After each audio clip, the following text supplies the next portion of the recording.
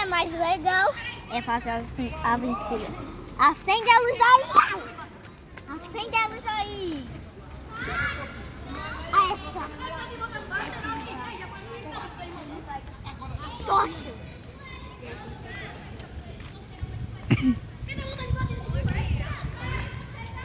Temos que correr!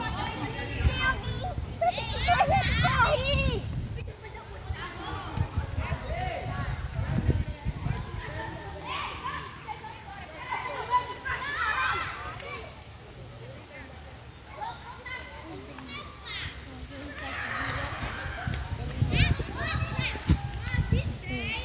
Então você vai fazer que tipo de exploração? A gente está fazendo uma exploração no nosso lugar que a gente vive. Nesse lugar inteiro. Tem lugares que uma pessoa fica lá. Vamos lá, pessoal. Fica no fogo.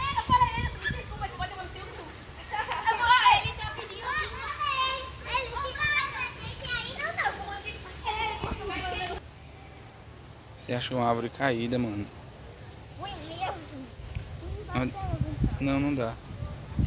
Melhor a gente procurar uma árvore pra a gente subir. Vou tentar ajeitar essa. Essa não dá pra ajeitar. Dá.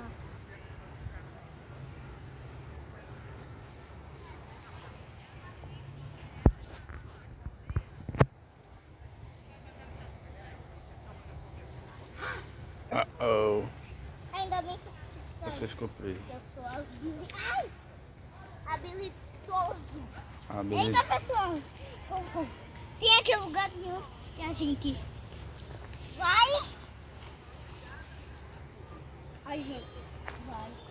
Naquela árvore que você consegue subir, o Duvido. que você consegue subir e dormir? Eita, Você vai mesmo. acabando. Vamos lá. Vamos dormir. Olha de dormir.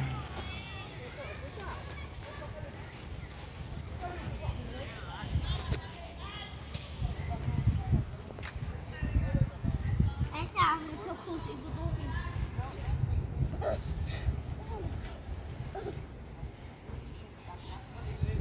Eu acho que você vai cair. Vai passar as 19 noites aqui? Vai passar as 19 noites aqui? É.